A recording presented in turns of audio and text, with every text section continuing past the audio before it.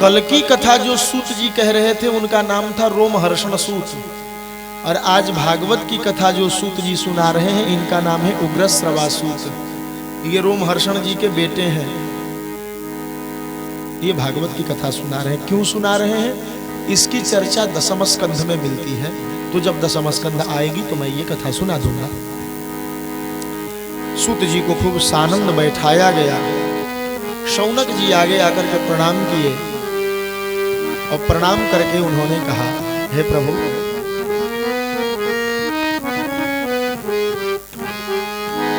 तत्र तत्रांजसायुष्मन्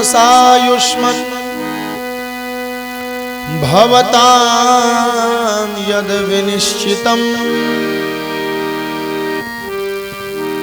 पुंसामेकान्ततः श्रेयस तन्नः संसेतुमर्हसि।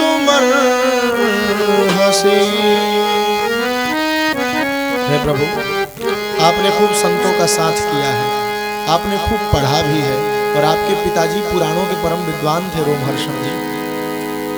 पर मैं आपसे ये नहीं कह रहा कि आपने जो पिताजी से सुना है वो सुनाइए, आपने जो किताबों में पढ़ा है वो सुनाइए, आपने जो गुरुजी से सीखा है वो सुनाइए। नहीं, इन तीनों को मिलाकर के जो आपने निष्कर्ष निकाला है वो सुनाइए। पुंसाम एकांततः श्रेयस तन्नः संसितुमर्हसि।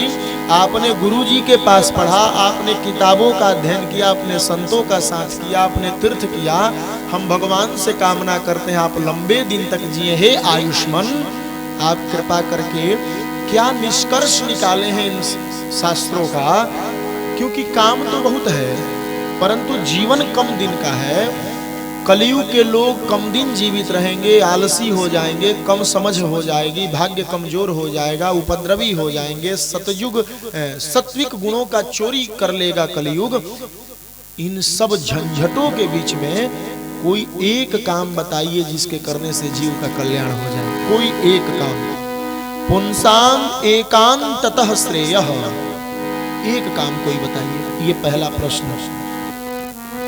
दूसरा प्रश्न है, शास्त्र तो अनेक है और सभी शास्त्र कुछ न कुछ कर्म बताते हैं। कोई कहता है शिव जी को मानो, कोई कहता है देवी जी को मानो, कोई कहता है हनुमान जी को मानो।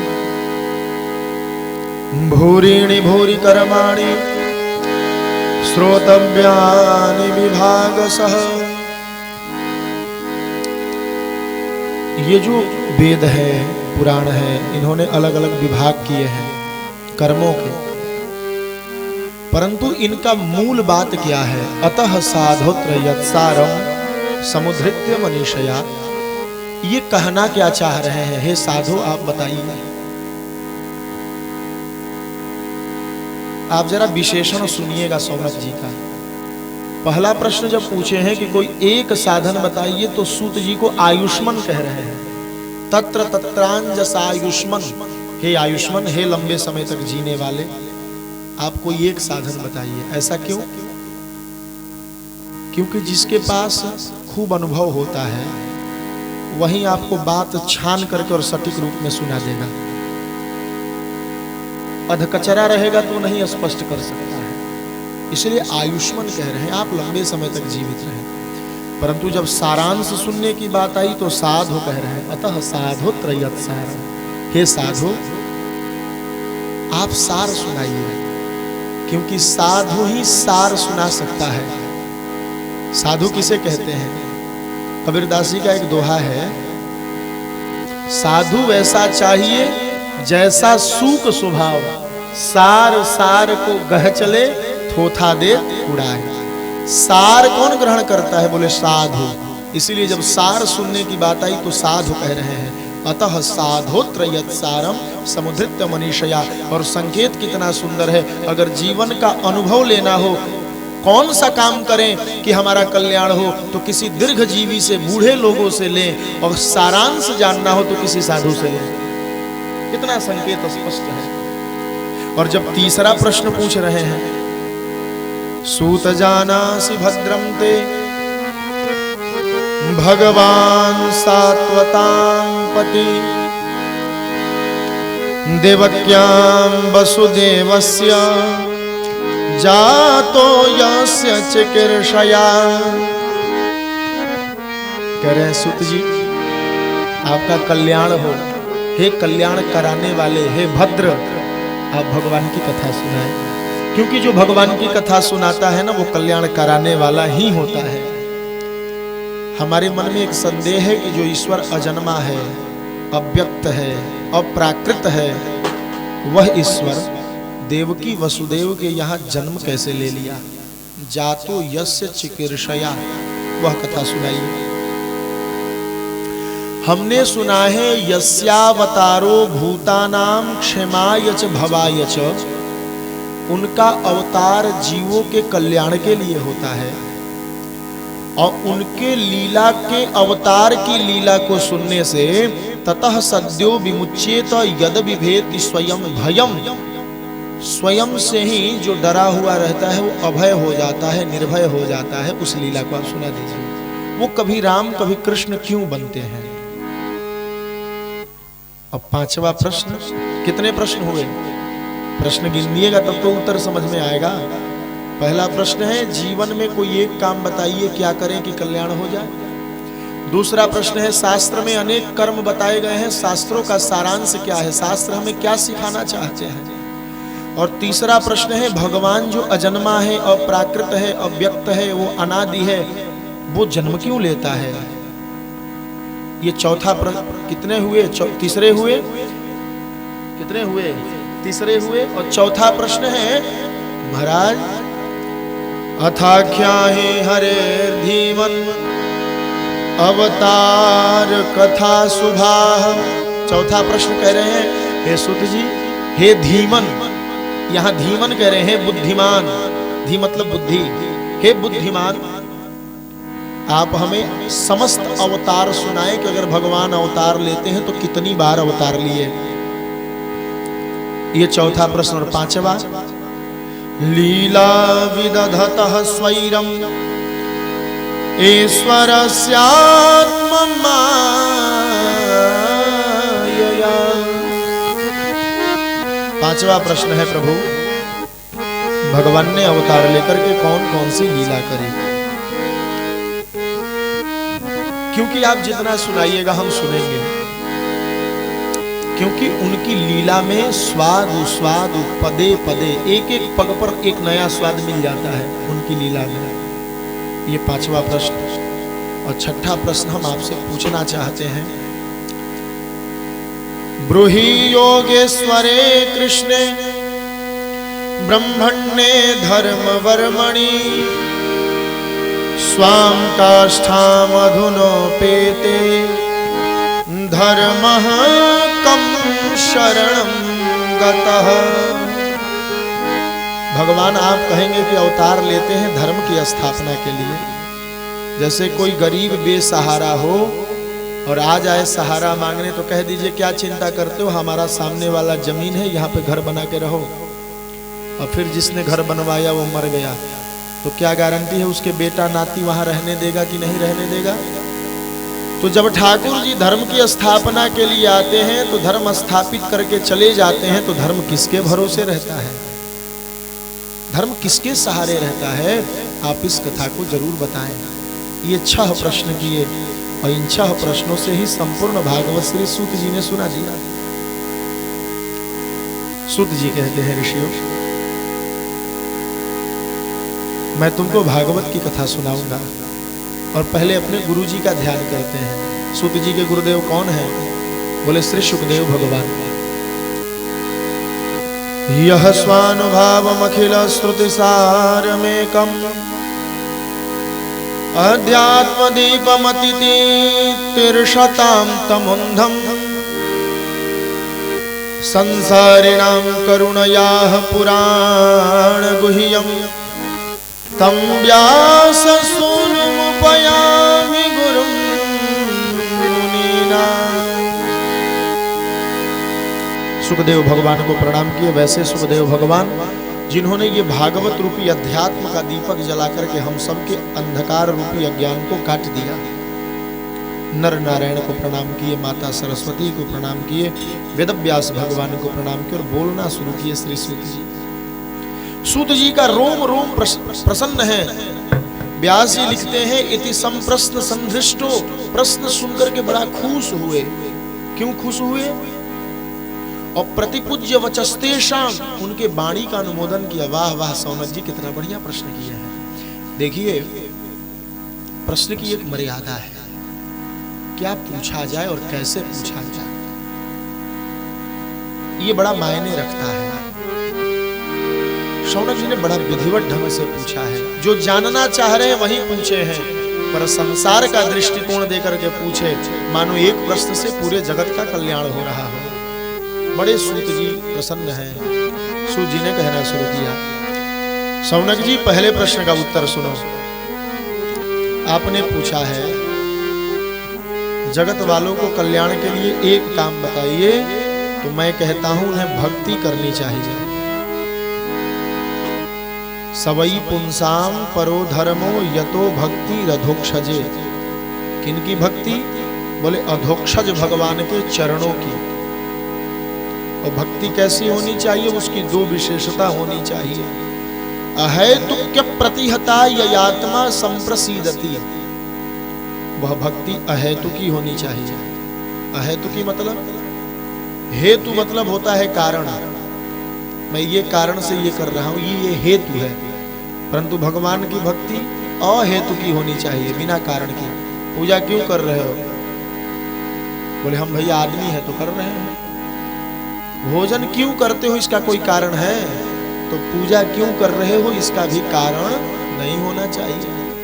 अहेतु की भक्ति। और दूसरा लक्षण बोले अप्रतिहता। भक्ति में रुकावट नहीं होनी चाहिए। हमारे पूज्य गुरुदेव भगवान श्री जीयर स्वामी जी महाराज कहते हैं, भक्ति घी के समान नहीं होनी चाहिए, भक्ति सरसों तेल के समान होनी चाहिए। क्योंकि घी गर्मी के दिन में तो ढरकाइएगा तो एकदम धारा से गिरेगा, पर ठंडी के दिन में जम जाएगा।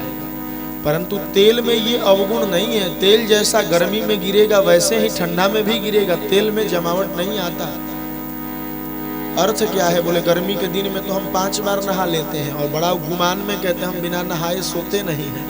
और ठंडी के दिन में 5 दिन पर नहाते हैं, उस दिन हमारा गुमान कहाँ चला जाता है पता नहीं चलता। ठंडी के दिन में तो भैया हम तो एक घर में देखे थे, 5 महिला थी, 5 लड़ गई, हम नहीं दिया जलाएंगे तो हम नहीं दिया जलाएंगे तो हम नहीं दिया जलाएंगे, हमें नहाने का मन नहीं है, हमें नहाने का मन नहीं। कहाँ गया भक्ति भैया?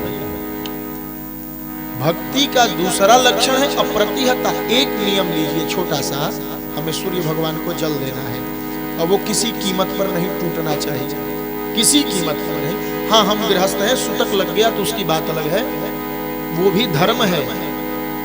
ऐसे हम तिलक नहीं लगाएंगे तो पाप हो जाएगा, और सुतक में तिलक लगा लेंगे तो पाप हो जाएगा। मैंने क्या कहा? स्थान बदलते धर्म बदल जाता है। सिपाही बॉर्डर पे गोली चलाता है, वहां उसका वही धर्म। अब सिपाही छुट्टी आकर के गांव में भी गोली चलाने लगे तो पाप हो जाएगा। वो धर्म नहीं है। धर्म स्थान बदलते बदल जाता है। आप हॉस्पिटल में भर्ती हो, बेड पर खा रहे हो, बेडे पर पैखाना कर रहे हो, अब कहो हम घर में भी आकर के यही करेंगे, तो फिर से एक बार अब रांची और दूसरे उस हॉस्पिटल से बिल बनवा के और दूसरे वाले में ले जाना पड़ेगा। कभी इनको यहाँ दिखाया जाए, कहाँ कुछ कम करना है। तो धर्म स्थान बदलते बदल जाता है, एक जैसा धर्म नहीं रहता है। तो भक्ति अप्रतिहता होनी चाहिए। और ये कब होगी इसका भी निर्णय भागवत में दिया गया। आप चाह लें कि हम भैया बिना कुछ मांगे हम भगवान की पूजा कर ले, ये हो ही नहीं सकता। अहेतु की भक्ति हो ही नहीं सकती। कब होगी? भागवत जी कहते हैं कब होगी। तस्मा देके न मनसा भगवान शाश्वताम पति। कब होगी? बोले मन से उन भगवान की सेवा में लगे। कैसे? श्रोतव्यः कीर्तितव्यश्च ध्येयः पूज्यश्च नित्यदा। निष्काम भक्ति। अच्छा एक उदाहरण दूंगा तो ये बात और जरा समझ में आएगी आपको। रोज हम लोग क्या खाते हैं? दाल भात सब्जी रोटी चोखा यही खाते हैं। तो कभी मन में उत्सुकता होती है क्या भोजन करने की? नहीं रहती है। टाइम हुआ खा लिए। जब तक एक आदत बन गया है, हम रोज जल देते हैं। जो काम रोज होगा वही काम निष्काम हो सकता है। ये गुरु कृपा से मिला अनुभव बोल रहा है, भागवत जी की कृपा बोल रही है। वही भागवत जी कह रहे हैं नित्यदा, रोज करोगे तभी निष्काम हो सकते हो। सोचोगे केवल मंगल के मंगल हनुमान मंदिर जाना है तो आप निष्काम जीवन में कभी नहीं हो सकते। जाओगे तो मन कुछ मांगने को कह देगा। और रोज जाने की आदत जब लग जाएगी तो कितना मांगिएगा? 30 दिन में इतनी समस्या थोड़ी है, रोज थोड़ी मांगिएगा। अपने आप एक दिन समय आएगा कि आप निष्काम हो जाएंगे। तो निष्काम अहेतुकी और अप्रतिहता होने के लिए क्या करना पड़ेगा? बोले नित्य नियम में भक्ति को लाना पड़ेगा। तब जाकर के आप निष्काम भक्ति अहेतुकी और अप्रतिहता कर सकते हैं। ये भागवत जी की घोषणा है। जो काम रोज नहीं होता वो निष्काम नहीं हो सकता। जो माता जी का आदत है रोज तुलसी जी को दीपक जलाने का, देखिए कोई मतलब नहीं है। तुलसी जी से कुछ नहीं मांगेंगे, बस जाएंगी दीपक दिखाएंगी, रख के आचमन देकर अपने काम में लग जाएंगे। परंतु जो एक दिन केवल कार्तिक के पूर्णिमा को दिया जलाती है, देखिए 5 रुपया के लचीदाना चढ़ा के 5 पीढ़ी की आशीर्वाद मांगेगी। हे तुलसी मैया, बेटा का विवाह हो जाए, पटना में घर हो जाए, वो नाती हो जाए, पतोह निमन आ जाए, ये सब कहेंगे, क्योंकि वो एक दिन कर रही है। निष्काम होना है तो नित्य भक्ति में लगना पड़ेगा। यही लक्षण है निष्काम होने का। जो रोज हम कपड़ा पहनते हैं तो निष्कामता है। होली एक दिन आती है तो उस दिन कपड़ा पहनने में हमारी सकामता हो जाती है। एक दिन दही चूड़ा का भोज संक्रांति आता है, देखिए कितनी उत्सुकता रहती है, कल संक्रांति है, कल संक्रांति है। जो कहने का अर्थ यही है, अगर अहेतुकी और अप्रतिहता भक्ति करनी है, बिना रुकावट के और बिना हेतु की निष्काम भक्ति तभी संभव है जब हम रोज करें। और केवल एक यही कल्याण का साधन है। साधन तो सब है, परंतु सौनक जी ने पूछा है कोई एक बताइए, तो एक का अर्थ सिर्फ और सिर्फ भक्ति है। भक्ति ही क्यों, और कुछ क्यों नहीं? बोले और कुछ अगर कहा जाए तो एक कीजिएगा तो दूसरा छूट जाता है। जैसे कह दिया जाए कि आपको माला जपना है, आप माला जपने में इतने व्यस्त हो गए कि दरवाजे पे आकर के अतिथि दरवाजा खटखटा रहा है। आप कहेंगे भैया इनसे क्या मतलब है, हम तो कल्याण खोज रहे हैं, हम माला जप करके अपना कल्याण करेंगे। तो एक के चक्कर में सब छूट गया। परंतु अगर भक्ति करेंगे तो भक्ति कितनी सहज है। मन कर दिया रसगुल्ला खाने को, मन मानता किसी का नहीं है, कितने बड़े महात्मा हो जाए, थोड़ा सा तो चल ही देगा। मन पर अपना नियंत्रण तब होगा जब कई जन्मों की साधना रहेगी। तो भक्ति कहती है तुम रसगुल्ला खाओ, भक्ति रोकती नहीं। पर क्या करो? बोले बाजार से खरीद के लाओ और ठाकुर जी के सामने कटोरी में रखो और एक तुलसी पत्ता डालो, कहो ठाकुर जी रसगुल्ला, और फिर 5 मिनट के बाद अपने खाओ। तुम्हारा पेट भी भर गया, पर आपने रसगुल्ला नहीं खाई, आपने प्रसाद खाया। रसगुल्ला खाने का दोष भी आपको नहीं लगा और आपका मन भी पूर्ण हो गया। आप पूजा कर रहे हो, पर भक्ति कहती है अतिथि देवो भव, न जाने किस रूप में नारायण मिल जाए। ठाकुर जी को धूप दिखाना है, तब तक किसी ने दरवाजा खटखटा दिया, भगत दौड़ते आता है, कौन आ गया? अतिथि सेवा भी भक्ति ही है। किसी को पानी पिलाना भक्ति है। एक भक्ति कह देने से दुनिया के सब काम भक्ति में आ जाते हैं, परंतु अगर एक एक काम गिनाए जाए तो कई छूट जाएंगे। इसीलिए एक काम की जहां बात आती है तो संतों ने कहा केवल भक्ति करो, बस भक्ति में सब हो जाएंगे। सोने का मन किया, आदि गुरु शंकराचार्य जी शिव मानस पूजा में क्या लिखते हैं? प्रभु हम बहुत पूजा पाठ करना नहीं जानते, तब कल्याण कैसे होगा?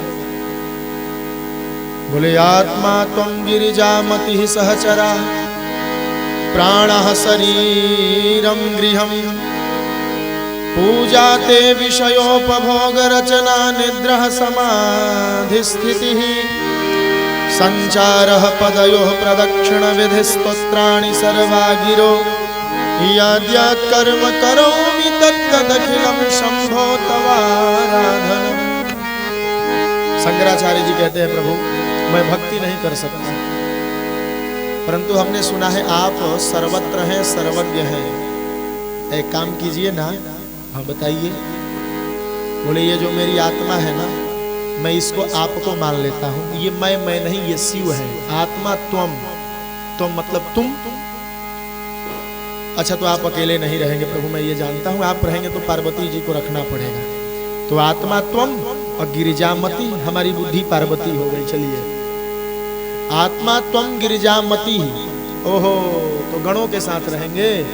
तो सहचराह प्राणाह, हमारे अंदर जो 10 प्रकार की हवा है, प्राण, अपान, व्यान, समान, उदान, धनंजय, कृकल, देवदत्त, ये सब हवाएं जो हैं ये आपके गण हम मान लिए। चलिए ले लीजिए, क्योंकि आत्मा तभी तक तो है जब तक इसमें हवा आ रहा है, जा रहा है। जिस दिन ये हवा आना जाना बंद, आत्मा अपना रास्ता देख लेगी। तो ये जो प्राणाह हैं, ये जो वायु हैं, ये आपके सहचर हो गए। ओहो, फिर नहीं रहेंगे। अब क्या करें प्रभु? बोले ये पूरा शरीर आपका घर हमने कह दिया। आत्मा त्वम गिरिजामति सहचरा प्राणाः शरीरम गृहम। गृह कहते हैं घर को। हमने इस शरीर को अब अपना शरीर नहीं, आपका घर कह दिया। चलिए लीजिए, रह लीजिए। इसके बाद भी नहीं रहेंगे। पूजा पाठ चाहिए तो पूजा करने नहीं आता, तो बोले पूजा ते विषयोपभोग रचना। मैं जो खाऊं, जो पीऊं, ये सब अपना पूजा मान करके इसे स्वीकार कर लीजिएगा। ओहो, अभी भी प्रसन्न नहीं रहिएगा। समाधि चाहिए, समाधि लगाने तो आती नहीं हमें। तो निद्रा समाधि स्थिति, जब मैं 8 घंटे 10 घंटे सोऊंगा तो उसको समाधि मान करके आप हमारा कल्याण कर दीजिएगा। निद्रा समाधि स्थिति। अच्छा, इससे भी नहीं, परिक्रमा चाहिए तो संचारः पदयोः प्रदक्षिण विधि। मैं जितना चल रहा हूँ इसको आप अपना परिक्रमा मान लीजिए, क्योंकि पूरी दुनिया आप ही की तो है और आप कण कण में हैं। तो मैं घूमूंगा तो किसी न किसी कण की परिक्रमा तो कर ही दूंगा। तो प्रत्येक कण में आप हैं तो आप इसको अपना परिक्रमा मान लीजिएगा। पदयोः प्रदक्षिण विधि। हो, अभी भी खुश नहीं होंगे, स्तोत्र करना पड़ेगा। तो स्तोत्राणि सर्वागिरो, मेरे वाणी से जितने शब्द निकल रहे हैं वो सबको अपना स्तोत्र मान लीजिएगा। अच्छा, अभी भी खुश नहीं है तो यद यत कर्म करोमि तत्तदखिलम। दुनिया का मैं जितना काम करूं उस सबको शंभो तवाराधनम। हे शिव जी, आप अपना आराधन मान करके हम पर खुश होइए। मैं आपके आराधन को छोड़ करके कुछ करता ही नहीं हूं, मैं ऐसा मान करके जीवन जीऊंगा। और शंकराचार्य जी सब कुछ किए, बौद्धों को भगाए, 4 पीठों की स्थापना किए, इतने बड़े स्मृति ग्रंथों की रचना करके लोगों को शिक्षा दीक्षा दिए। और शिव जी की भक्ति भी हो गई उसी में। यही भक्ति की विशेषता है। करना धरना कुछ नहीं, बस राम राम कहिए, पर हर काम में कहिए। एक चेला आया, गुरुजी शराब पीता हूं। अब भक्ति करने को कह रहे हैं तो शराब भोग लगा करके पीऊंगा। गुरुजी ने कहा शराब भोग लगाने की चीज है। बोले छूट नहीं रही। बोले एक बार सोच करके देखना, मैं भगवान का हूं, शराब पीऊं कि नहीं। धीरे धीरे आदत चली जाएगी और चली गई। इसी बात को व्यास जी कहते हैं, एक भक्ति करने से क्या होगा।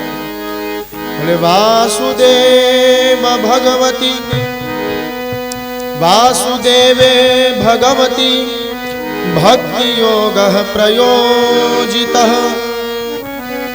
जनयत्यासु वैराग्ये ज्ञानम च यद हेतुकम्। जब आप भक्ति करने लगेंगे ना तो आपके हृदय में अपने आप ज्ञान वैराग्य प्रकट हो जाएगा। आपको ज्ञान हो जाता है कि हमें क्या करना चाहिए। आपको वैराग्य हो जाएगा कि हमें क्या छोड़ना है, क्या पकड़ना है अपने आप। कैसे? जैसे भूख लगती है और व्यक्ति भोजन करता है तो कोई कहे कि अभी खा लिए तो कितने देर के बाद भूख मिटेगी। तो व्यक्ति कहेगा जैसे जैसे खाते जाएंगे भूख समाप्त होता जाएगा और तृप्ति मिलती जाएगी। उसी प्रकार जैसे जैसे भक्ति करते जाएंगे ज्ञान वैराग्य का उदय होते जाएगा। इसका कोई समय नहीं है कि 2 साल में कीजिएगा तो होगा, कि कोई डिप्लोमा का कोर्स थोड़ी है। ये जैसे जैसे एक एक ग्रास पर हमें संतुष्टि मिलती जाती है, उसी प्रकार एक एक दिन हम भक्ति करते जाएंगे तो रोज कुछ न कुछ ज्ञान वैराग्य हमारे जीवन में उत्पन्न होते रहेंगे। ऐसे हम कब माने कि हम भक्त हो गए? तो बड़ी बढ़िया बात व्यास जी ने लिखी है और सूत जी सुना रहे हैं। कब माने कि हम भक्त हो गए? सीधा सीधा अर्थ है कि भक्त को हम प्रेमी कहते हैं। भक्त को क्या कहते हैं? प्रेमी। और श्रेष्ठ प्रेमी का लक्षण क्या है? श्रेष्ठ प्रेमी का लक्षण है कि वो जहां बैठेगा अपने प्रेमी की 2 मिनट बात जरूर करेगा। और बातें किसकी सुनेगा? बोले अपने प्रेमी की ही बातें सुनेगा। और रहेगा किसके साथ? जो उसके प्रेमी की प्रशंसा करता हो, अपने प्रेमी के दुश्मन को दुश्मन मानता है। प्रेम की यही श्रेष्ठ परिपाटी है। तो अगर आप भक्त हो गए तो आप जहां बैठेंगे 2 मिनट भगवान की चर्चा जरूर करेंगे। यही पहचान है। आप किसके साथ रहेंगे? बोले जो भगवान के आदमी हैं उनके साथ रहेंगे, और जो भगवान के विरोधी हैं उनसे आप दूरी बनाने लगेंगे। यही आपके भक्त होने का सीधा सीधी लक्षण है। धर्मः स्वनुष्ठितः पुंसां विश्वक्सेन कथासु यः नोत्पादयति यदि रतिं श्रमयेव हि केवलम्। व्यास जी लिखते हैं जो ये कह रहा है कथा क्या सुननी, भगवान आत्मा में है तो केवल मेहनत कर रहा है, फल मिलने वाला नहीं है। श्रमयेव हि केवलम्। प्रेम का प्रमाण ही यही है कि उनके हाँ में हाँ मिल गया। अनुकूलेन संकल्प, उनकी अनुकूलता ही हमारी अनुकूलता है और उनकी प्रतिकूलता हमारे लिए वर्जित है। ठाकुर जी को प्याज लहसुन का भोग नहीं लगता तो हम नहीं खाएंगे। ठाकुर जी को काला कपड़ा पसंद नहीं तो हम लाल पीला पहन के घूमेंगे। जो उनको पसंद है हम वही करें। उनके अनुरूप हम हो गए, इसी का नाम तो भगत है, इसी का नाम तो भक्ति है। उनकी बातें कहने सुनने में आनंद आने लगे तो हम भक्त हो गए। परंतु पुरुष के जीवन में 4 पुरुषार्थ हैं, धर्म, अर्थ, काम और मोक्ष। और चारों के 4 व्यवस्थाएं हैं। धर्म किस लिए है?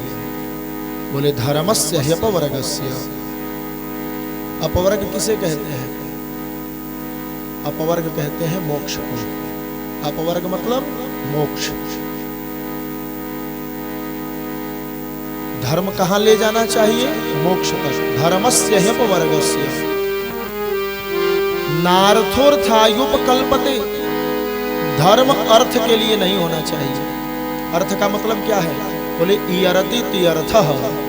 जो आज है कल हमारे पास नहीं रहेगा, इसी का नाम अर्थ है। प्राप्ति का नाम अर्थ है।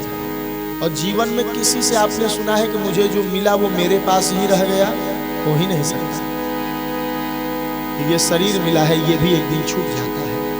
ये घर परिवार मकान सब छूट जाते हैं। इसका नाम ही है अर्थ। जो आता रहे जाता रहे, इसी का नाम अर्थ है। तो धर्म इसके लिए नहीं करना जो आ रहा है जा रहा है। धर्म किसके लिए? मोक्ष के लिए। धर्मस्य ह्यपवर्गस्य नार्थोर्थायुपकल्पते। पर अर्थ किस लिए है? बोले नार्थस्य धर्मई कांतस्य। अर्थ काम के लिए नहीं है, अर्थ धर्म के लिए है। व्यवस्था कितनी बढ़िया है। हम कुछ, इसको सीधा सीधा समझे, हम कुछ इसलिए ना करें कि हमें कुछ प्राप्त हो। अर्थ मतलब प्राप्ति और धर्म मतलब करना। हम कुछ इसलिए ना करें कि हमें कुछ प्राप्त हो, पर हमारे पास जो कुछ भी प्राप्त है उससे हम कुछ करें। धर्म हम इसलिए ना करें कि अर्थ मिले, पर जो अर्थ मिला है उससे हम धर्म करें। अर्थ केवल कामना पूर्ति के लिए नहीं है। कामना कैसी होनी चाहिए? बोले कामस्य नेन्द्रिय प्रतिर्लाभो। कामना केवल इंद्रियों को संतुष्ट करने के लिए नहीं है। कामना किस चीज के लिए है? बोले जीवस्य तत्व जिज्ञासा। उस तत्व ज्ञान को जानने की कामना करनी चाहिए। वो तत्व ज्ञान क्या है? बोले ब्रह्मेति परमात्मेति भगवान इति शब्दते।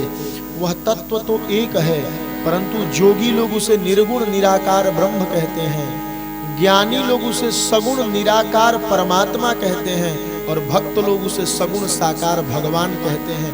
तत्व की दृष्टि से वो एक है। एकम सद्विप्रा बहुधा वदन्ति। परंतु दृष्टि के अनुसार वो बन जाता है और उसी के अनुसार लोग उसका अनुपालन करते हैं। आटा पानी डाल करके 3 चीजें बनी। एक का नाम हो गया रोटी, एक का नाम हो गया पूड़ी, और थोड़ा सा जमाइन मिला दिया गया तो उसका नाम हो गया लिट्टी। तत्व की दृष्टि से वो एक है, उसका नाम है आटा। है कि नहीं है? आटा और पानी ही तो है उसमें, परंतु देखने की दृष्टि से वो 3 है। चीनी और छेना से ही सारी मिठाइयां बनी, पर कोई रसगुल्ला हो गया, कोई रसमलाई हो गया, कोई कुछ हो गया, कोई कुछ हो गया, पर तत्व की दृष्टि से वो एक है जिसका नाम छेना है, पनीर है। बस उसी तत्व को जानना है और उसी तत्व की भक्ति करना है। धर्म अर्थ काम मोक्ष इसीलिए है। इसको और सरल करके समझा देता हूं। 4 पुरुषार्थ है, धर्म अर्थ काम और मोक्ष। हम लोगों को पहिलका और चौथका करना है, धर्म और मोक्ष, क्योंकि बिचला जो दोनों है ना, अर्थ और काम, हम नहीं चाहेंगे तो भी मिलेगा। हमारे पास गाड़ी नहीं है अपनी, पर राकेश जी के गाड़ी पे मैं 30 दिन घूमता हूँ। अब ये अर्थ काम ही तो है, मेरे भाग्य में है, मैं घूम रहा हूँ। मेरे पास अपनी गाड़ी नहीं है।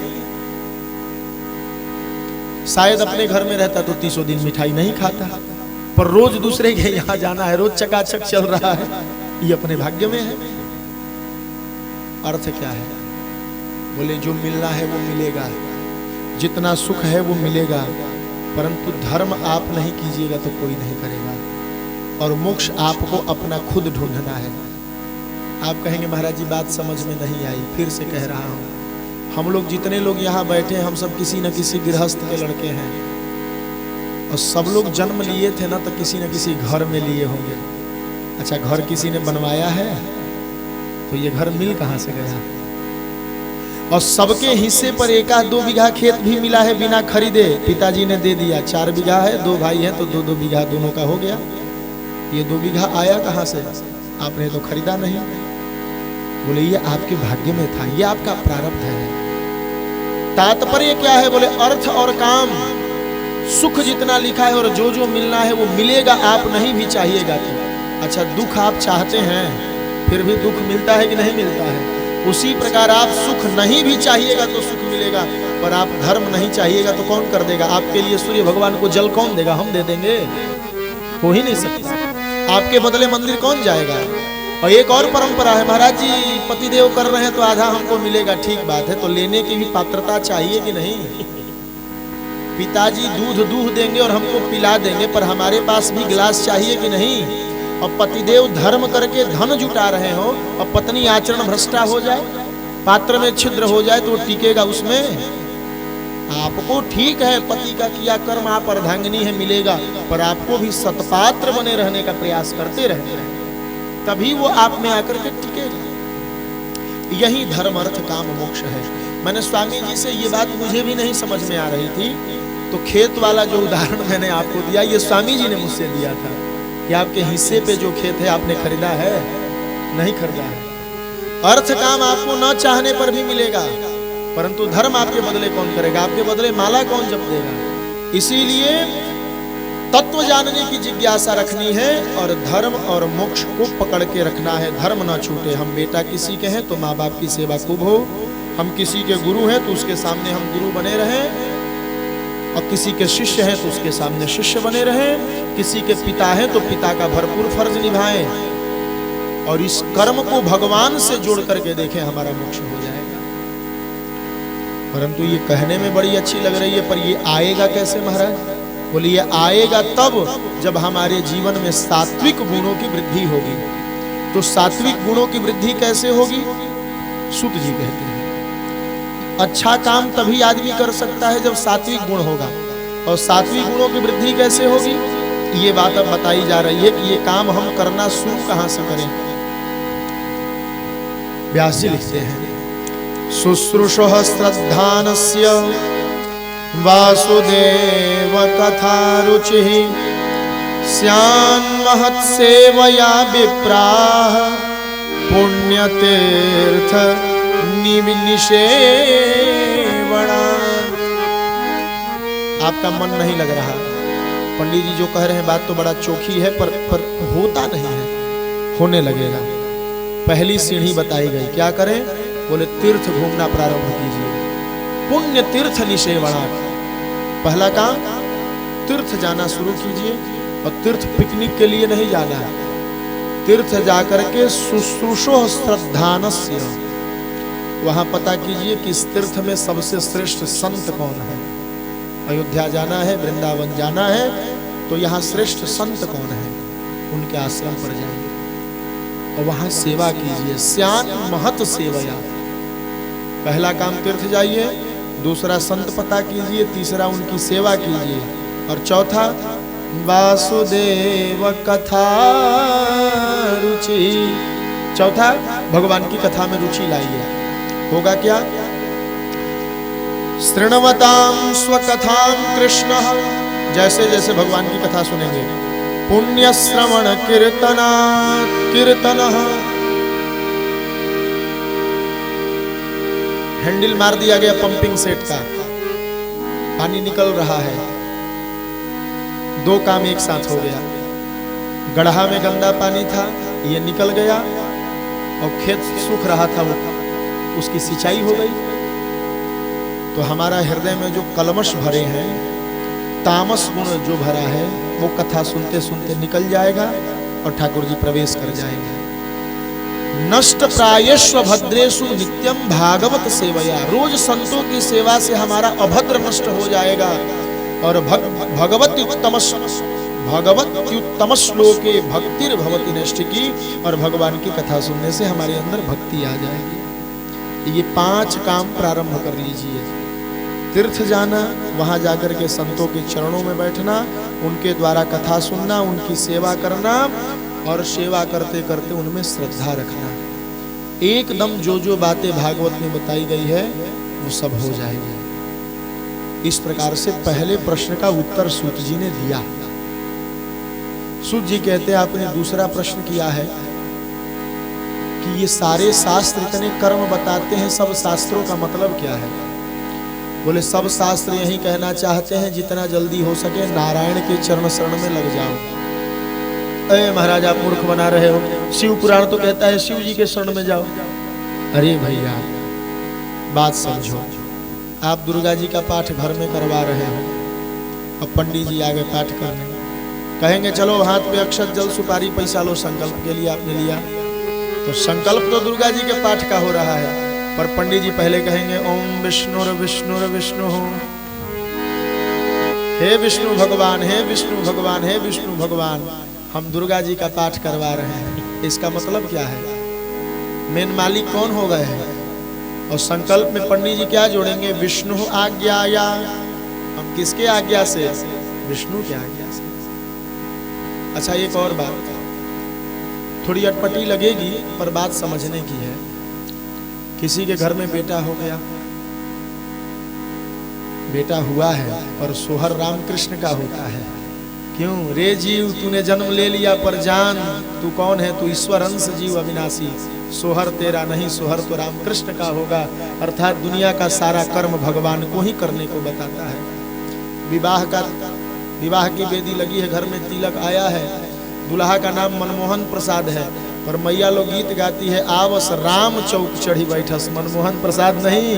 हे जीव तू ईश्वर अंश है, तू राम है, तू अपने को पहचान, भले तेरा विवाह हो रहा है, तू आकर के चौका बैठ, तू गृहस्थ आश्रम में प्रवेश कर, परंतु तू राम को मत भूल। इसलिए माताएं संदेश देती हैं आवस राम चौक चढ़ी बैठस। बहू आ गई घर में विवाह करके, हमने तो नहीं सुना है महाराज जी कि आज बहू आई है तो दुर्गा सप्तशती का पाठ हो रहा है, अभिषेक हो रहा है, नहीं, आज कन्या आई है, आज सत्यनारायण भगवान का कथा हो रहा है। अर्थ क्या है? बोले जितने साधन हैं, जितनी व्यवस्था है, जितने कर्म है, वो सब यही बताते हैं, प्रत्यक्ष रूप से या अप्रत्यक्ष रूप से बिना नारायण को माने कल्याण होने वाला नहीं है। शास्त्रों का सारांश यही है। चाहे आप जो किताब उठा करके देख लीजिए, सब यही कहते हैं नारायण की ओर जाओ। मैंने तो आपको व्यवहारिक बातें बता करके भी बता दिया। विवाह की वेदी पर पिता कन्यादान देने बैठता है और कहता है इमाम लक्ष्मी स्वरूपाम कन्याम विष्णु रूपिणे वराय तुभ्यम हम संप्रददे। मैं अपनी कन्या को लक्ष्मी मान करके, वर को विष्णु मान करके दान कर रहा हूं। अब देखिए सनातन की पद्धति कितनी सुदृढ़ है। वर वेदी पर बैठने से पहले खड़ा रहता है और कन्या का पिता हाथ पकड़ करके पूछता है, साधु भवानास्ताम, साधु हो तभी अपनी बिटिया दूंगा, नहीं तो नहीं दूंगा। तो वर स्वीकार करता है, ओम अर्चय, मैं साधु हूं। भले वो नौकरी में, अब देखिए विडंबना कलयुग कितना आगे है महाराज जी। विवाह के मंडप में पूछा जाता है, ओम साधु भवानास्ताम। अब बिटिया विदा करके गई तो बिटिया से फोन पर पूछा जाता है, पेमेंट के बाद उपरवार कमाता है कि नहीं। अरे जब विवाह साधु से किए हो तो चोरी करने की बात क्यों पूछ रहे हो कि उपरवार कमाता है कि नहीं। पेमेंट से काम नहीं चल रहा है। उपरवार का मतलब चोरी करना ही तो हुआ। और विवाह के वेदी पर पूछ रहे हो साधु भवानास्ताम, और बाद में पूछ रहे हो ऊपर झापर कमाते हो कि नहीं। कलयुग का चमत्कार है। तो सारे शास्त्र क्या कहते हैं, बोले किसी न किसी रूप से नारायण में मिल जाते हैं। और वही नारायण सत्वम रजस्तमम इति प्रकृतिर्गुणास्तैः युक्तः परः पुरुष एकैहास्य धत्ते स्थित्यादये हरिविरंचि हरेति संज्ञाः श्रेयांसि तत्र खलु सत्वतनो ऋणांस्योः। वही नारायण सात्विक गुण को धारण करके विष्णु बनते हैं, वही नारायण राजस गुण को धारण करके ब्रह्मा बनते हैं, वही नारायण तामस गुण धारण करके शिव बनते हैं। विष्णु बन करके पालन करवाते हैं, ब्रह्मा बन करके सृजन करते हैं और शिव बन करके लय करते हैं। वास्तव में ये तीनों अलग नहीं हैं और तीनों को अलग मान करके पूजा करना पाप है। और यहाँ बताया गया कि भक्ति 3 प्रकार की है। जो भूत प्रेत पिशाचों की पूजा करता है वह भी एक प्रकार की भक्ति है, परंतु उसे तामस भक्ति कहा गया। पितृभूत प्रजेशादीन, दिहवार पूजना, गोरेया पूजना, सोखा पूजना, मतलब ओझाई करना, सीधी भाषा में समझ लीजिए, वो भी एक प्रकार की भक्ति करता है। ओझा लोग भक्ति ही करता है, परंतु वह भक्ति तामस भक्ति है। उससे ऊपर की भक्ति है राजस भक्ति। शनि ग्रह, राहु ग्रह, केतु ग्रह, इन ग्रहों की पूजा करना ये राजस भक्ति है। इंद्र आदि, कुबेर आदि दिक्पाल लोकपालों की पूजा करना राजस भक्ति है। और सात्विक भक्ति क्या है, बोले सात्विक भक्ति है पंच देवता विष्णु, रुद्र, आदित्य, गणेश और दुर्गा, ये साक्षात नारायण है। इनकी भक्ति करना सात्विकी भक्ति है। और ये सब एक ही है। स्पष्ट कह दिया गया भागवत में, सत्वम रजस तमम इति प्रकृतिर्गुणास्ते। प्रकृति के 3 गुण हैं, सात्विक, राजस, तामस। और नारायण दुनिया चलाने के लिए प्रकृति के इन तीनों गुणों को स्वीकार करके अपने को 3 रूप में कर देते हैं। राजस से ब्रह्मा, सात्विक से विष्णु और तामस से शिव। हो गया काम। और तीसरा प्रश्न आपने पूछा है, ठाकुर जी अवतार क्यों लेते हैं। देखो, भगवान के अवतार को ठीक ठीक कह देना बड़ा कठिन काम है। एवं जन्मानि कर्माणि यकर्तुर्रजनस्य च वर्णयन्ते स्म कवयो वेदगुह्यानि गोहृतपतेः। वेद में ये गुप्त बातें हैं, भगवान क्यों आते हैं। परंतु आपने पूछा है तो मैं अवश्य बताऊंगा ठाकुर जी क्यों आते हैं। भगवान को इच्छा होती है एको हम बहुश्यामः, मैं एक हूं अनेक हो जाऊं। तो भगवान 16 कलाओं को धारण करके विराट स्वरूप बनाते हैं और उसी विराट स्वरूप से सब लोग प्रकट हैं। एतान् नानावताराणां निधानं बीजमव्ययम् यस्यांसांसेन सृज्यन्ते देवतिर्यं नरादयः। देवता हो, पक्षी हो, मनुष्य हो, सब उसी विराट पुरुष से निकले हैं।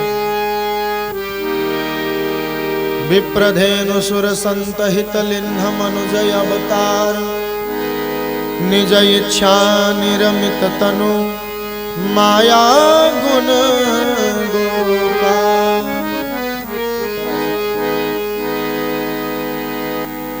ये भवसागर है। ठाकुर जी कहते हैं आने का कारण क्या है? बोले ये भवसागर में सब आए हैं। जैसे सागर में कोई मछली मारने जाता है, कोई मोती ढूंढने जाता है, तो जो मोती ढूंढने गया उसे मोती मिला, जो सागर में मछली लेने गया वो मछली मिला। उसी प्रकार इस संसार में सब आए हैं। जिसने संसार की वस्तु ढूंढी उसे संसार की वस्तु मिली, और जो मुझे ढूंढता है उसकी खुशी के लिए मुझे आना पड़ता है। मेरे अवतार का सबसे प्रधान कारण यह है। एक कवि का बड़ा सुंदर भाव है। उत्तरा सागर में जो उसको मोती मिले, जिसने ढूंढा मुझे वो मुझे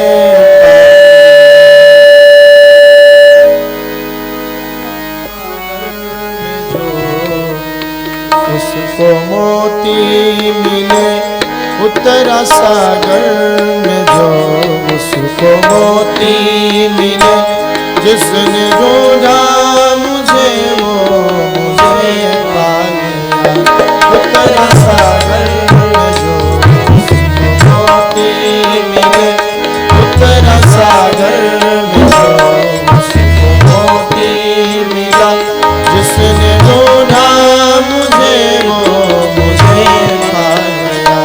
ढोंगी चालाक जग में भटकते रहे, ढोंगी चालाक जग में भटकते रहे, मुझको केवट सबरी तुरंत पा गया। उत्तरा सागर में जो उसको मोती मिले। भगवान कह रहे ढोंगी चालाक ढूंढते रह गए मुझे, और मैं केवट को नदी किनारे मिल गया और सबरी को एक कुटिया में मिल गया। जो मुझे ढूंढता है उसके लिए मैं आ जाता हूँ। यही मेरे अवतार का कारण है।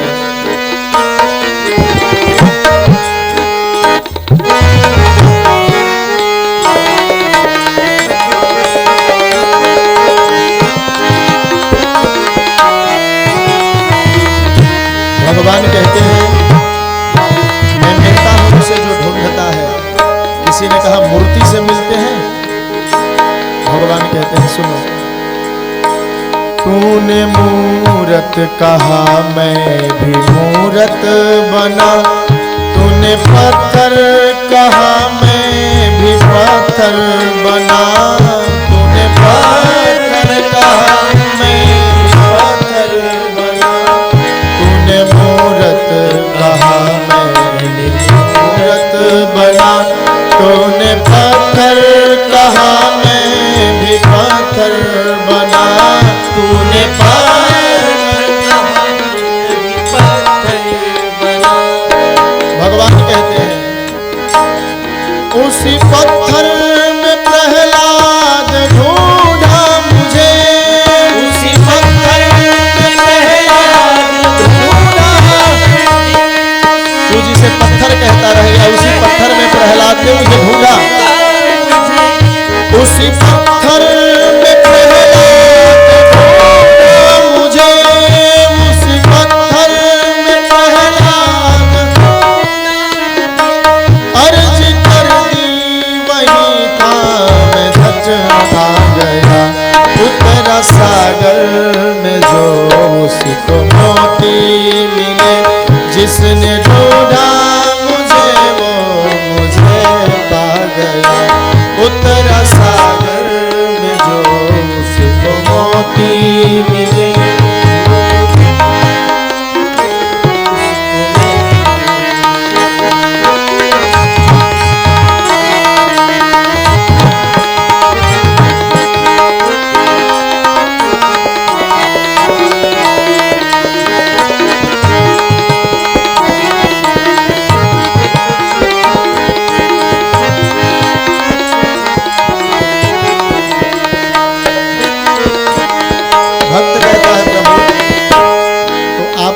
से आते हो मूर्ति में? आपने कहा प्रहलाद ने अर्जी किया, आप आ गए। हाँ आता हूं, पर कैसे? प्रेम से तूने मुझको बुलाया नहीं, बिन बुलाए हुए मैं भी आया नहीं, बिन बुलाए हुए मैं। प्रेम से तूने मुझको बुलाया नहीं, बिन बुलाए हुए मैं भी आया नहीं, बिन बुलाए हुए मैं भी आया नहीं। प्रेम से तूने हमको खिलाया नहीं, प्रेम से तूने हमको प्रेम से तूने हमको खिलाया नहीं, प्रेम से तूने हमको। मैं तो बिदुरानी के छिलके खा गया, मैं तो बिदुरानी के छिलके खा गया। उत्तर सागर में जो उसको मोती मिले, उत्तर सागर में जो उसको मोती मिले, जिसने ढूंढा मुझे वो मुझे पा गया। उत्तर सागर में जो उसको मोती मिले। भगवान कह रहे मैं आता भी हूँ, मैं खाता भी हूँ, परंतु प्रेम से बुलाओ और प्रेम से खिलाओ। मैं तो विदुरानी के छिलके तक खाता हूँ।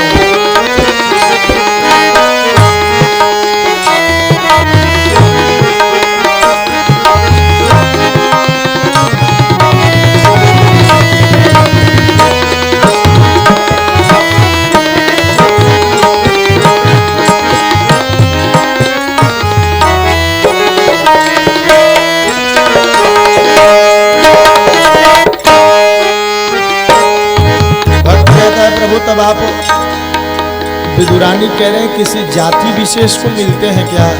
भगवान ने कहा नहीं।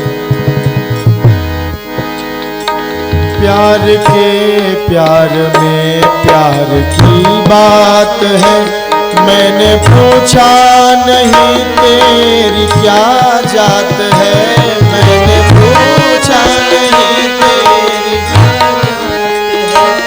प्यार के प्यार में प्यार की बात है, मैंने पूछा नहीं तेरी क्या जात है, मैंने पूछा नहीं तेरी क्या जात है, मैंने पूछा नहीं तेरी। तब प्रभु कैसे मिलते हैं? बोले एक गुण चाहिए। क्या गुण? जो भी जैसा रहे मेरे पास आ गया, जो भी जैसा रहे मेरे पास। बस पास आना सीख जाओ। चुंबक आपने देखा होगा, चुंबक में शक्ति है लोहा को खींचने की, पर लोहा को एक काम करना होगा कि उसके रेंज में आना होगा। मुन्ना भैया, चुंबक में शक्ति है लोहा को खींचने की, परंतु लोहा को एक काम करना होगा कि चुंबक के रेंज में आना होगा। रेंज में आएंगे भगवान विशुद्ध कर देंगे। जो भी जैसा रहा मेरे पास आ गया, जो भी जैसा रहा मेरे पास आ गया। रस खान भी तो मेरे मन को भा गया। उत्तर सागर में जो उसको मोती मिला, उत्तर सागर में जो उसको मोती मिला, जिसने ढूंढा मुझे वो मुझे पा गया। उत्तर सागर में जो उसको मोती मिला, जिसने ढूंढा मुझे वो मुझे पा गया। कौन चालाक जग में भटकते रहे,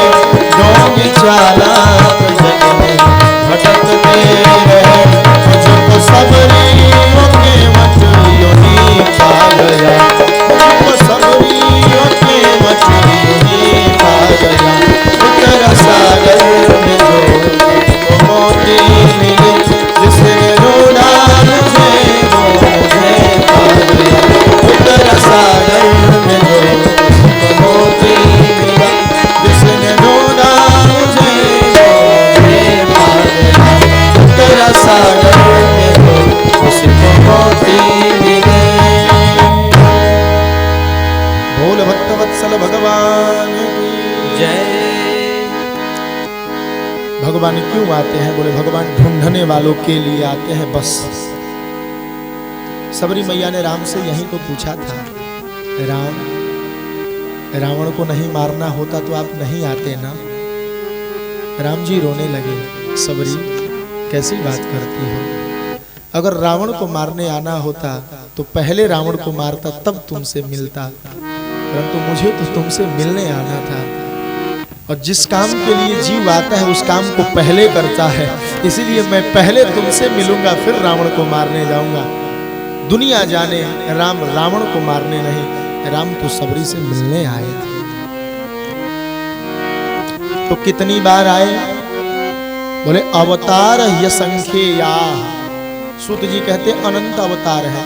यहाँ जितने लोग बैठे हैं ये सब भगवान के ही अवतार हैं, परंतु ठाकुर जी प्रधान रूप से 24 अवतार ग्रहण किए, और इन 24 अवतारों का नाम लीला सुन लेना ही भागवत की कथा है। तो आज हम संक्षिप्त में सुना देते हैं और एक एक अवतारों को विस्तार से भी हम लोग सुनेंगे। प्रथम स्कंद में संक्षिप्त में एक अध्याय में 24 अवतार की कथा सुनाई गई।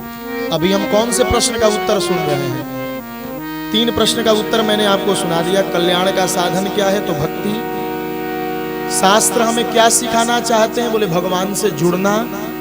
और तीसरा, भगवान अवतार क्यों लेते हैं? बोले ठाकुर जी पुकारने वालों की पुकार सुन के आते हैं, बस।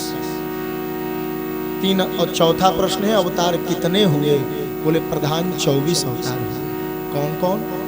बोले प्रथम अवतार में भगवान सनक, सनंदन, सनातन, सनत कुमार, इन 4 भाइयों के रूप में, जैसे आज भी हम लोग सुनते हैं ना कि 2 बच्चा, 3 बच्चा, 4 बच्चा एक साथ हो जाता है।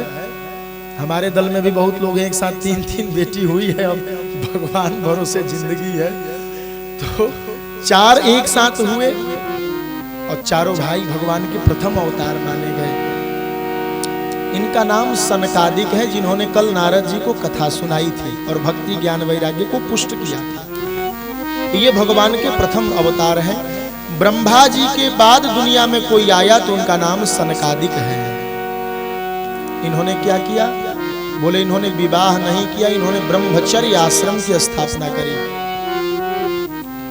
दूसरे अवतार में भगवान वाराह अवतार लिए और अपने दांतों से पृथ्वी को निकाल करके स्थापित किए। वाराह भगवान ने गृहस्थ आश्रम की स्थापना करी। 4 आश्रम हैं, ब्रह्मचर्य के बाद गृहस्थ। तो सनकादिक भगवान आकर के ब्रह्मचर्य आश्रम की स्थापना किए और वाराह भगवान आकर के गृहस्थ आश्रम की स्थापना की। तीसरे अवतार हैं श्री नारद जी, जिन्होंने ये बताया कि कर्म करके ही कर्म के बंधन से मुक्त हुआ जाता है। नारद जी ने आकर के क्या शिक्षा दी? कर्म के द्वारा ही कर्म के बंधन से मुक्त हुआ जाता है। नाली में पैर पड़ गया, पैंट गंदा हो गया तो दूसरा कर्म करके धो दीजिए, उसको धो देंगे तो पहले वाले कर्म से मुक्ति मिल जाएगी। समझ में नहीं आ रहा है तो किसी गुरु के पास जाकर के बैठ के समझ लीजिए, एक कर्म से दूसरे कर्म से मुक्ति मिल जाती है। रस्सी बंध गई है, फंस गए हैं, चाकू उठाइए काट लीजिए, एक कर्म से दूसरे।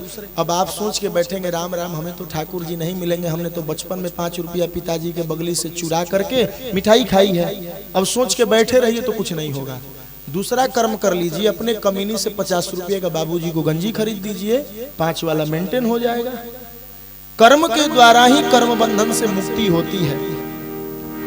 आपको लग रहा है हमने बहुत ज्यादा पाप कर लिया है, अब तो हम फंस जाएंगे, नरक जाएंगे। नहीं, उससे कई गुना अधिक पुण्य कर लीजिए, अभी तो जीवन बाकी ही है। 2, 4, 5, 10 को पाप किए हैं तो 10-20 वर्ष केवल फलाहार पे रह जाइए और ठाकुर जी की सेवा कर लीजिए। कर्मों के द्वारा ही कर्म बंधन से मुक्ति मिल जाएगी, ये नारद जी का सिद्धांत था। और हम वैष्णवों के लिए तो नारद पांचरात्र कहना क्या है। हम लोग जो ये पूजा हो रहा है ये नारद जी की ही पद्धति है, हम वैष्णवों की। उन्होंने ही ये पांचरात्र की विधि दी है कि 5 रात्रि जग करके नारायण की सेवा करें और सब फल ले लें। और आचार्य जी तो 7 रात्रि का आयोजन करके रखे हैं। तो नारद जी ने तीसरा अवतार ग्रहण करके वानप्रस्थ आश्रम की स्थापना करी। और चौथे अवतार में भगवान नरनारायण आए और इन्होंने विवाह नहीं किया, बद्री विशाल में तपस्या करके संन्यास आश्रम की स्थापना करी। चारों आश्रम की स्थापना हो गई दुनिया में। सनकादिक भगवान ब्रह्मचर्य, बाराह भगवान गृहस्थ, नारद भगवान वानप्रस्थ और नर नारायण भगवान संन्यास। अब बारी है चारों आश्रमों के बाद चारों वर्ण की। दुनिया में और भी ज्ञान ये सब चीज की आवश्यकता है तो ठाकुर जी अब अवतार लेंगे। तो पांचवें अवतार के रूप में भगवान कपिल देव आए और ज्ञान मार्ग दिए। दुनिया में ज्ञान की जरूरत है तो सिद्धों के स्वामी आकर के दत्तात्रेय को उपदेश किए, तत्व निर्णायक ज्ञान दिए। कपिल देव भगवान ने तत्वों की संख्या बता करके और माता देवहूति को उपदेश किया, ज्ञान दिया। छठे अवतार के रूप में भगवान दत्तात्रेय आए और दत्तात्रेय भगवान आकर के ब्रह्म ज्ञान का उपदेश श्री प्रहलाद जी को दिए, यदु जी को दिए। ब्रह्म ज्ञान क्या है और तत्व ज्ञान क्या है? चारों तरफ ब्रह्म है, कोई ऐसा जगह नहीं है जहां ईश्वर नहीं है। इसको ब्रह्म ज्ञान कहते हैं। ब्रह्म ज्ञान का मतलब परछाई और तत्व ज्ञान का मतलब मूल चीज। परछाई ओरिजिनल की होती है, फोटोस्टेट, तो ब्रह्म ज्ञान का मतलब परछाई और तत्व ज्ञान का मतलब मूल चीज। इसीलिए भक्ति किसकी? तत्व ज्ञान की। और ब्रह्म ज्ञान किस लिए? बोले जानकारी के लिए। जो उस मंदिर में है वहीं इस बांस में भी है, वहीं इनमें भी है, वहीं हम में भी है, ये ब्रह्म ज्ञान है। पर तत्व ज्ञान क्या है? बोले वो अनंत होते हुए भी एक है, ये तत्व ज्ञान है। तत्व ज्ञान और ब्रह्म ज्ञान में यही भेद है। तत्व ज्ञान मूल है और ब्रह्म ज्ञान उसकी छाया है। अब एक आदमी के चारों तरफ से शीशा लगा दे तो चारों तरफ वो आदमी दिखेगा, वो आदमी की परछाई चारों तरफ है। तो परछाई में जो आदमी दिख रहा है वो ब्रह्म ज्ञान है।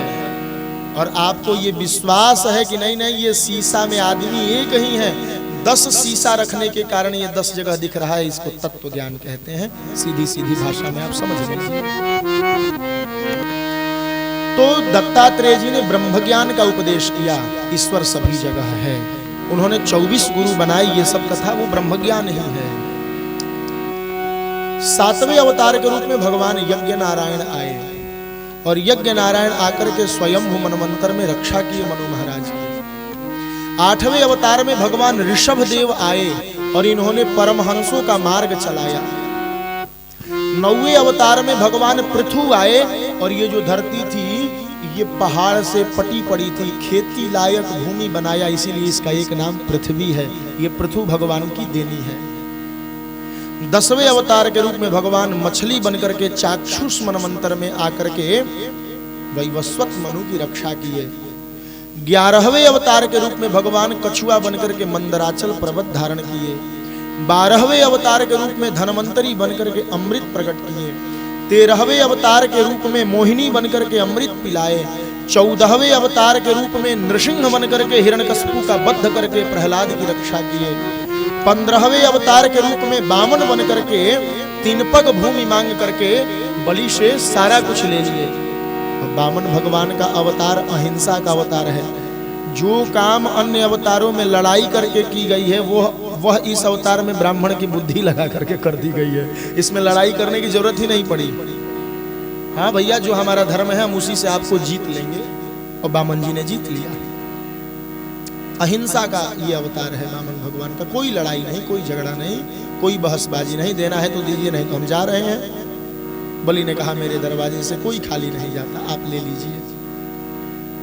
तो बामन भगवान ठाकुर जी के 15वें अवतार हैं। 16वें अवतार के रूप में साक्षात भगवान परशुराम आए और जितने नीतिहीन क्षत्रिय थे उनको मार करके योग्य क्षत्रियों के हाथ में शासन दिया। 17वें अवतार के रूप में स्वयं व्यास जी पधारे, जिन्होंने अपने प्रज्ञा शक्ति के आधार पर ज्ञान का मार्ग पुराणों के द्वारा, इतिहास के द्वारा खोला। 18वें अवतार के रूप में भगवान राम आए और पग पग पर मर्यादा की स्थापना किए। 19वें अवतार के रूप में भगवान कृष्ण आए। 20वें अवतार के रूप में भगवान हयग्रीव आए। 21वें अवतार के रूप में भगवान श्री हरि आए। 22वें अवतार के रूप में भगवान हंस आए, जिन्होंने सनकादिक को उपदेश किया। 23वें अवतार के रूप में भगवान बुद्ध आए। ये जो बौद्ध है ना, ये अपने ही हैं, ध्यान दीजिएगा। बौद्धों को कभी अपनों से अलग नहीं मानना चाहिए। बुद्ध भगवान का अवतार क्यों हुआ, भागवत में लिखा है, ततः कलौ संप्रवृत्ते सम्मोहाय सुरद्विषा बुद्धो नाम्ना जनसुतः कीकटेषु भविष्यति। इसमें भविष्यति लिखा है, लृट लकार का प्रयोग किया गया है, क्योंकि ये जब कथा हो रही थी उस समय बुद्ध भगवान का अवतार नहीं हुआ था, अब तो हो चुका है। कीकट मतलब कीकटेषु मतलब गया प्रदेशु, कीकट को गया कहा गया है शास्त्रों में। तो किनके यहाँ हुआ, बोले अजन सुतः, अजन नामक ब्राह्मण के यहाँ बुद्ध का जन्म हुआ। किस लिए हुआ, ततः कलौ संप्रवृत्ते, भगवान बुद्ध ने ये विचार किया कि हर युग में राक्षस होते हैं तो कलयुग में भी होंगे, निश्चित है, क्योंकि दिन के बाद रात होगी, पक्ष का विपक्ष होगा, झूठ का सत्य होगा, तो अच्छे हैं तो बुरे होंगे। तो ये बुरे लोग हर युग में क्या करते हैं, बोले हमारे ही विधि को अपना लेते हैं और तपस्या करके ब्रह्मा जी से वरदान ले लेते हैं हम मरे नहीं, और फिर घूम घूम लोगों को तंग करते हैं। इसीलिए इस युग में मैं अवतार लेकर के इनको मोहित करूं। ततः कलौ संप्रवृत्ते सम्मोहाय सुरद्विषाम, जितने देवता के विरोधी हैं उनको मोहित कर दूं और उनके दिमाग में ये बात डाल दूं कि वेद में जितनी बातें लिखी हैं सब झूठी हैं। सो तपस्या ही नहीं करेंगे, वो क्षीण हो जाएंगे, फिर हमारा काम आसान हो जाएगा, हम जब चाहेंगे चुटकी में मार देंगे। न ये तप करके बलवान बनेंगे और न इनके लिए बार बार हमें आना पड़ेगा। ततः कलौ संप्रवृत्ते सम्मोहाय सुरद्विषाम, इसीलिए जो बौद्ध होते हैं ना वो हम लोगों का विरोध करते हैं, क्योंकि बुद्ध भगवान ने यही बात करने के लिए अवतार ही लिया था। भागवत स्पष्ट कहता है कि कलयुग में सज्जन व्यक्ति के विरोधियों को मोहित करने के लिए भगवान बुद्ध का अवतार गया प्रदेश में अजन नामक ब्राह्मण के यहाँ हुआ और भगवान ने अपना काम कर दिया। परंतु हम सनातनी कितने दृढ़ हैं कि भगवान भी आकर के वेद के विरुद्ध बोलेंगे तो हम उनकी पूजा नहीं करते। बुद्ध के नाम पर हमारे यहाँ कोई पूजा होती है? कोई पूजा नहीं होती, क्योंकि चाहे आप भगवान हो भैया, पर अगर आप आकर के वेद के विरुद्ध बोलेंगे तो हम आपको नहीं अपनाएंगे। हम आपको वहीं तभी अपना सकेंगे जब आपका विचार, आपका वाक्य वेद सम्मत हो। शंकराचार्य जी को समाज ने क्यों अपनाया? क्योंकि उन्होंने जो बातें कही वो हमारे वेद के अनुकूल है। रामानुजाचार्य स्वामी जी को क्यों अपनाया? क्योंकि उन्होंने जो कहा वो हमारे वेदों के अनुकूल है। रामानंदाचार्य स्वामी जी को क्यों अपनाया? बोले उन्होंने जो कहा वो उनके अनुकूल है। अरे सबकी बात छोड़िए, संत रविदास को क्यों अपनाया? वो तो हरिजन थे, फिर भी अपनाया क्योंकि उन्होंने जो कहा वो वेदों के अनुकूल था। कबीरदास को हमने स्वीकारा, अरे रसखान रैदास सबको स्वीकारा। क्यों स्वीकारा? बोले जो आप कह रहे हो कहीं ना कहीं वेद से मिल रहा है। तो जो हमारे यहाँ नास्तिक वो नहीं कहा जाता जो भगवान को नहीं मानता, नहीं, वेद निंदक को हम नास्तिक कहते हैं। जो वेद की बुराई करे उसको हम नास्तिक कहते हैं। नास्तिको वेद निंदक। नास्तिक कौन है? बोले नास्तिको वेद निंदक, जो वेद की बुराई करे वो नास्तिक है। हम भगवान को नहीं मानने वाले को नास्तिक नहीं। भागवत में लिखा है कि सुखदेव भगवान को नहीं मान रहे थे, इसी भागवत में वर्णन है। वो निर्गुण ब्रह्म की उपासना में थे। जब व्यास जी के शिष्यों ने श्लोक सुनाया तो बार बार विचार किए, जाना चाहिए कि नहीं, पता नहीं वो भगवान कैसा होगा। और तब सुखदेव भगवान आए। तो भगवान को न मानने वाला हमारे यहाँ नास्तिक नहीं होता, वेद निंदक नास्तिक होता है हमारे यहाँ, जो वेद विरुद्ध जाने लगे। तो कल्कि भगवान आए और 24वां अवतार किसका है? बोले बुद्ध भगवान आए 23वें अवतार के रूप में, और 24वां अवतार भगवान कल्कि का होगा। कहाँ होगा? बोले भागवत जी के 12 स्कंद में लिखा है, उत्तर प्रदेश राज्य के मुरादाबाद जिले के संभलपुर गांव में विष्णु जस शर्मा नामक ब्राह्मण के यहाँ 6 साल की बेटी से भगवान का अवतार होगा। देवदत्त नामक घोड़े पर बैठ करके और भगवान राक्षसों का संहार करेंगे। ये भगवान के 24 अवतार हैं। कौन कौन लीला किए, ये 5वां प्रश्न है। तो सूत जी कहते हैं, ऋषियों, भगवान ने जो जो लीला किया वो बड़ा अमोघ है और उनकी लीला को ठीक ठीक कब जाना जा सकता है? तुम्हीं कृपा, तुम्हीं रघुनंदन, तुम्हीं कृपा, तुम्हीं रघुनंदन, जानहि भगत, भगत मोर चंदन, जानहि भगत, भगत मोर चंदन, तुम्हीं कृपा, तुम्हीं रघुनंदन, तुम्हीं कृपा, तुम्हीं रघुनंदन। हे रघुनंदन, आपकी कृपा से ही आपकी लीला को जाना जा सकता है। सुत जी कहते हैं ठाकुर जी की जितनी लीलाएं हैं वो सब इस भागवत में सुनाई गई है। ये भागवत लिखी किसने? इदं भागवतम नाम पुराणं ब्रह्म संहितं, उत्तम श्लोक चरितं चकार भगवान ऋषि। कितना बढ़िया शब्द है, भगवान ऋषि। भगवान ही ऋषि बनकर के आकर के लिख दिए। दुनिया में भगवान की लीला कोई नहीं लिख सकता। वो लिखते भी स्वयं है, वो बुलवाते भी स्वयं है और वो सुनवाते भी स्वयं है। सुत जी कहते ठाकुर जी की लीला सुननी है तो भागवत सुनो, जिसे व्यासी ने लिखी है। और आपका छठा प्रश्न जो था कि धर्म किसकी शरण में जाता है, धर्म इसी भागवत की शरण में आ जाता है। कलौ नष्ट दृशामेश पुराणार्को धुनोदितः, तत्र कीर्तयतो विप्रा विप्रर्षेर्भूरि तेजसः। और इस भागवत को सुनना ही परम धर्म जानना है, और इस भागवत को सुनना ही भगवान की लीला जानना है, और इस भागवत को सुनना ही अपने जीवन की सार्थकता समझनी है। सुत जी कहते हैं सोहम वह श्रावयिष्यामि यथाधीतम यथामति। कितना सुनाऊंगा?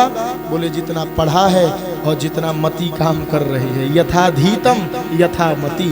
तो जब सूत जी जैसे बड़े बड़े वक्ता भागवत जी में हाथ जोड़ लेते हैं तो हमारी और आपकी क्या औकात। पर ठाकुर जी की कृपा से जो कुछ हो जाए वो हम सब सुने और कहें। इतना सुनते ही शौनक जी ने प्रश्न किया, महाराज इस भागवत की रचना कैसे हुई, ये घटना आप हमें सुना दीजिए।